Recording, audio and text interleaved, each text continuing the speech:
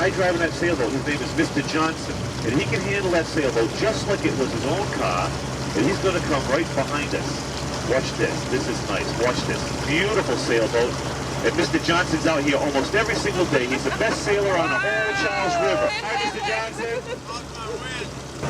We got like 33 captains. You might have seen the Viking walking around the Museum of Science.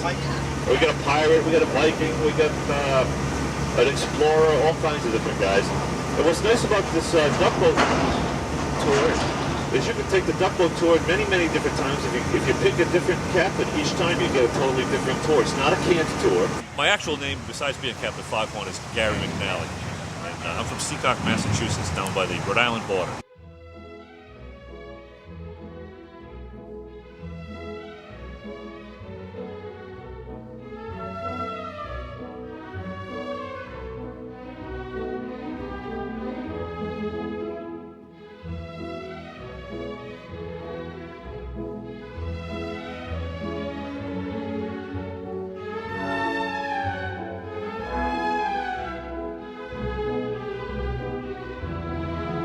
I'm sitting here with my new friend Chuck Collins at the Hotel Marlowe, and we're in Cambridge, Massachusetts. It is so exciting to be here in the presidential suite. It's so lush. It's so wonderful. And you know what I love best? The bedroom is bigger than the living room, so there's lots of room to romp. That's right. And a great view. Certainly a great view.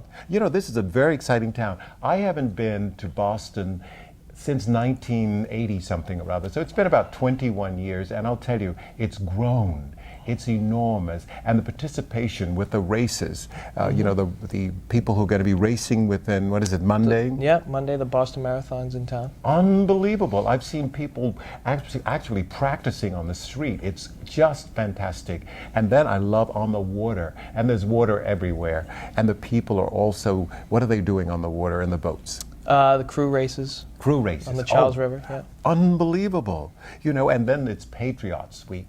And so what happens is you have all these people who come and they have reenacted the entire war between the Brits and the Minutemen. And it's just so exciting. I am just so excited to be here. And I just love this. I love the view. It's so, you know what's wonderful about it? It brings in life because of the windows. They're so floor to ceiling. Yep. And then, you know, the theme here is? The theme of the hotel is discovery. Discovery, and it's almost like discovering yourself and the animals and the safari, and you feel like you're really away from home, you know? And when you come in, it's like being in a home rather than a hotel. Right, that's the philosophy here. We have a living room instead of a lobby. I love the theme of the hotel. It's discovery. So you're discovering yourself. It's such it's an adventure coming to this hotel. It certainly is. There's a motif of compasses all over the hotel. Right. We have leopard skin or leopard print carpeting and throw pillows. Right. To remind you of a safari. So it's, you know, very much so in the vein of international. And you almost feel like you're on a savanna. Yes. You know, and you're looking out and through these wonderful floor-to-ceiling windows, so you're seeing the entire city, which is just built up and so beautiful, and so new and so old at the same time. So you're getting it all. And service here is with a smile, so that's really fantastic. I mean, it's a welcoming thing. From the moment I entered the property today, I felt like I was at home, and the people were so warm and friendly, and I thought, I've arrived, I've arrived. Hear ye, hear ye, hear ye. Welcome, welcome to Boston, and welcome to Boston's Freedom Trail. What is the Freedom Trail? Well, it's this red line painted on the sidewalk. Sometimes it's a painted red line, sometimes it's a double brick line. But it begins here on Boston Common, and it extends over to Bunker Hill Monument, 2.5 miles away, linking 16 historic sites, all having to do with the quest for freedoms. Now, on our tour today, we're not walking the 2.5 miles. We're doing about 15 or 16 miles only. Thank you. My attempt at humor. Actually, we're doing less than a mile, but we're going to take in the history. My name is James Otis. Coining the phrase, Taxation without representation is tyranny. And we'll hear more about James Otis later. Has anybody heard of James Otis? No. How about Paul Revere? Yes. Oh, sure. Paul Revere gets all the credit, doesn't he? But there were other patriots here. We'll hear about Samuel Prescott, William Dawes, Joseph Warren, Samuel Adams, his cousin John Adams. 1634. These Puritans first came here in 1630 with their governor John Winthrop. The Puritans came here to get away from the Anglican Church in England. These Puritans, not to be confused with the Pilgrims who arrived earlier on the Mayflower. That was 1620.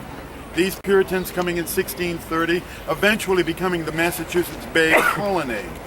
These Puritans were Puritan. They wanted to purify the church. The Pilgrims, it's important to understand, were separatists. They wanted to come and separate from the Church of England. Puritans wanted to make the church a better church. Either way, both groups came to flee the persecution by the Anglicans. 1630, John Winthrop came down from Shalom. Today it's called Salem, and he settled in an area called Mishawam. It's an Indian word, but the water in Mishawam was salty or brackish.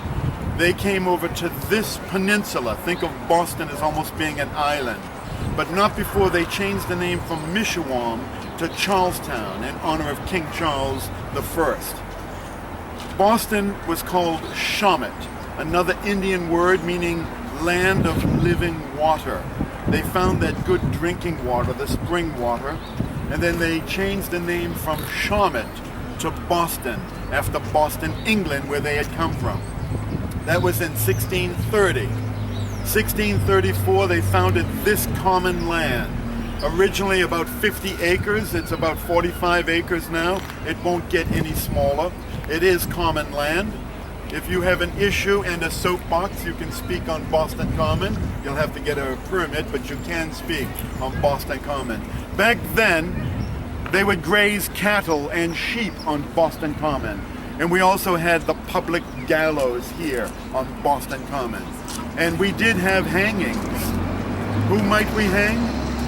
We hung witches on Boston Common. How about pirates? We hung pirates on Boston Common. How about Quakers? Quakers were hung on Boston Common. Quakers believed that you could pray to God directly. To the Puritans, that was blasphemy. They believed in the written word of the Bible. That was the law. Nobody prays to God directly. You went to trial if you were preaching as a Quaker. Then you were banished from town, most of them going to Rhode Island. Those that came back, Mary Dyer amongst one of them, came back and she went to another trial, and she was actually saved from the hangman's noose on the third time that she came back. Her son took her from here and went down to Rhode Island, but she came back. And on the fourth time, indeed, Mary Dyer was hung on Boston Common. Boston Common, Martin Luther King spoke on Boston Common in the 1960s. The first Mass given by this Pope, Pope John Paul II, was given on Boston Common in 1979. Still common area, we have free Shakespeare in the park. We did have the stocks on Boston Common. You could be put into the stocks here as well. For various offenses. If somebody was a thief, maybe put into a stock. But one other offense, if a man kissed his wife on Sunday in public, he would be put into the stocks. Sunday was saved for going to church. Being very religious, you were required to go to church. If you missed church, the second offense could be a whipping offense. So you're required to go to church.